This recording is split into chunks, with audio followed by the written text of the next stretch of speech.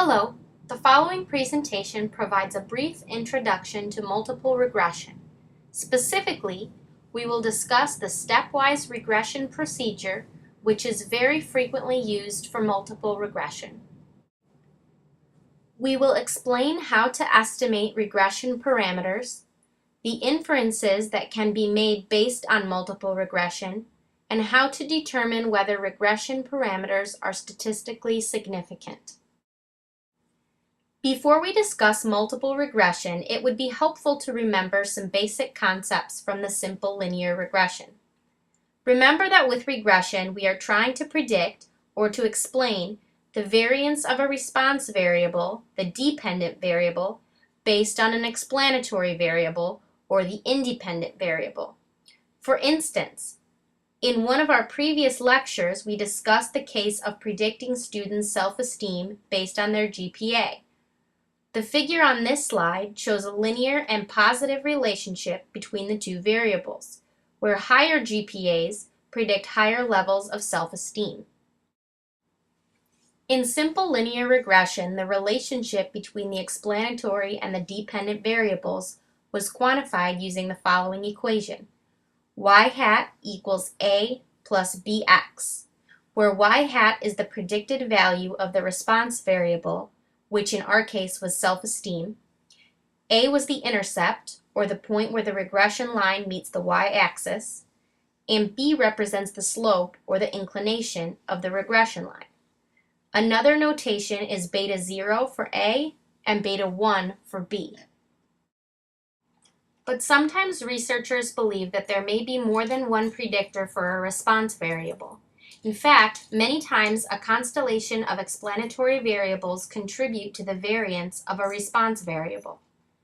For instance, it is reasonable to assume that the variance in student self-esteem can be explained not only based on their GPA, but through other factors such as the feedback received from teachers, prior experiences, or other personal factors. Each one of these variables explains a certain amount of variance in student self-esteem. Another example is predicting student achievement based on school climate. But school climate is a very broad concept which includes several different dimensions such as the learning environment, the social and physical environment, or the home-school relations. In a simple regression framework, we would look at these predictors individually and try to determine the extent to which each one is a good predictor of academic achievement. However, when investigating an outcome of interest, such as academic achievement, researchers aim to explain as much variance as possible in the response variable and reduce the amount of variance left unexplained. Further, researchers can compare the predictive power of each explanatory variable, identify the strongest predictors, and eliminate the ones that are not statistically significant. This is why it is helpful to create more complex regression models that include more than one explanatory variable. The relationship between the explanatory variables and the response variables is also estimated using a regression equation.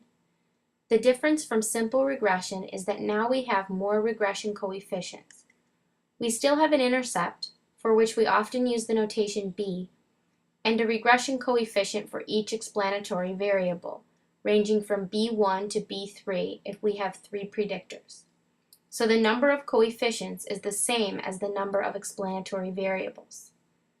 In our example, the predicted variable is student achievement as measured by scores on a certain test, and the predictors are learning environment, social and physical environment, and home-school relationship. Therefore, the multiple regression equation is test score equals B0, the intercept, plus B1 times LE, plus B2 times SPE, plus B3 times HSR. So we have a set of scores for LE, SPE, and HSR, and the regression coefficients B0, B1, B2, and B3. We predict a certain test score. There are several procedures for conducting multiple regression. One procedure that is very frequently used is the stepwise approach. With this approach, predictors are introduced sequentially in the regression equation. First, the relationship between each predictor and the response variable is estimated. Then, the predictor that has the strongest relationship with the response variable is introduced in the equation, followed by the predictor with the second strongest relationship, and so on. The process continues until the predictors become non-significant. This way, the predictors with the strongest relationship are accounting for most of the variance, while the other predictors are used to explain what is left from the variance in the response variable. In our example, although we included 3 predictors in the analysis, only 2 steps were taken. The first step was including HSR as a predictor, because this variable had the strongest relationship with the test variable. The second step was to include LE in the equation, which was the second strongest predictor, and the analysis stopped here. There wasn't a third step because after HSR and LE accounted for most of the variance, SPE was not a significant predictor.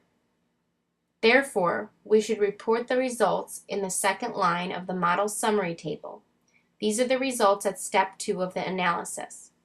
You can see how R squared has increased slightly from step 1 to step 2. R squared is the squared multiple correlation coefficient between all of the predictors and the response variable. Its role is to show us to what extent the variance in the response variable can be attributed to our set of predictors. It is, in fact, a ratio of the variability explained by our regression model and the total variability of the dependent variable. Its values range from 0 to 1, where values closer to 1 show more predictive or explanatory power. These values can also be reported as percentages. In general, it is desirable to explain more than half or 50% of the variance in the dependent variable with our set of predictors. Multiple regression analysis also includes an analysis of variance, with the afferent F statistic and its p-value.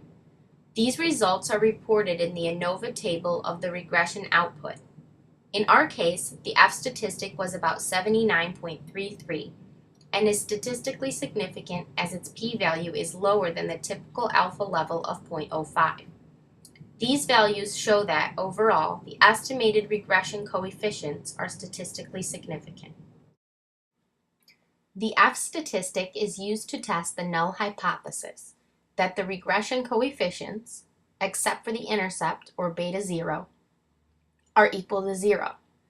It is a ratio of the variance explained by the proposed regression model and the variance left unexplained, or the error variance as it is often called. The variance explained by the model and the error variance add up to 1, or the total variance of the dependent variable. Of course, we want to explain as much variance as possible with our model and have very little error variance. So, as the variance explained by the model increases, the error variance decreases, and we have higher F statistics. The higher the values of F, the more likely it is to have lower p-values and to reach statistical significance. The regression coefficients for multiple regression are reported in the coefficients table of the output. In the first row, we have the intercept for our regression equation, and in the following rows, we have the regression coefficients obtained at each step of the stepwise regression. In our case, the process included 2 steps, so we are going to use the values reported in the second row. We can see, however, in the first row, what the regression coefficient was for HSR in the first step, when it was the only predictor. The values reported in the first column are the unstandardized, or B coefficients. The values reported in the third column are the standardized coefficients, or the beta coefficients. If we report the standardized values, we do not have an intercept, or the intercept is 0. So in our case, the regression equation for predicting test scores based using school climate variables is test equals 50.471, which is the intercept, plus 7.24 times the value of HSR, plus 5.86 times the value of LE. So, if an individual's rating for HSR is 3, and he or she rates LE with a value of 2, on an agreement scale, for example, his or her predicted test score is 83.91. For each regression coefficient, we also get a t-statistic and a corresponding p-value to see whether they are statistically significant. The statistic is obtained by dividing the coefficient by its standard error and is used to test the hypothesis that a certain coefficient is equal to 0. While the f-statistic tests significance for all the regression coefficients together, the t-test looks at each coefficient individually. For each t-statistic, we obtain a p-value, which helps us determine whether it is statistically significant. But the way we determine the statistical significance of each predictor is slightly different. We are used to comparing p-values with the alpha level of acceptable error, which is usually 0.05. But our regression model includes more than one coefficient. If we accept a 0.05 probability of error for each one, the overall probability of error for the entire model is much higher. One way to address the issue of inflated error is the Bonferroni procedure, where we set an acceptable probability of error for the entire model first, and then determine the level of error that is acceptable for each coefficient. Therefore, if our alpha is 0.05, we consider this as the level of acceptable error for the entire model, and divide its value by the number of predictors. The result of this division is then used as a cutoff for the p-values of individual predictors. In our example, we have two predictors, so we must divide the alpha level of 0.05 by 2, and we obtain 0.025. Then we look at the p-values for our coefficients, provided in the coefficients table, and if they are smaller than 0.025, then they are statistically significant. In our case, the p-values of the two coefficients were 0.002 and 0.017. Both of them are lower than 0.025, so both of the coefficients are statistically significant. The output obtained with statistical software also provides information on the variables that were excluded from the regression model. In our case, the social and physical environment variable was not included. We can see in the excluded variables table the coefficient for its predictor, its t-statistic, and p-value, which show that it was not a statistically significant predictor of student achievement. The multiple regression procedure is based on several assumptions, which must be checked before conducting this analysis. We assume that the relationships between the explanatory variables and the response variable are linear, that the residuals have a normal distribution and a constant variance, and that the observations are independent. Any statistical software can be used to run multiple regression. In SPSS, this procedure is very easy to run. We just have to go to the Analyze menu, select Regression, and then Linear. In the dependent field, we have to put the dependent or response variable. Notice that only one variable can be selected here. And in the independence field, select all the predictors that you would like to include in the regression equation. If you choose the stepwise regression procedure, you just have to go to Method and then select Stepwise from the drop-down menu. This lecture provided a brief introduction to the topic of multiple regression. We learned how to use multiple variables to predict or explain the variance of a response variable by estimating a regression model.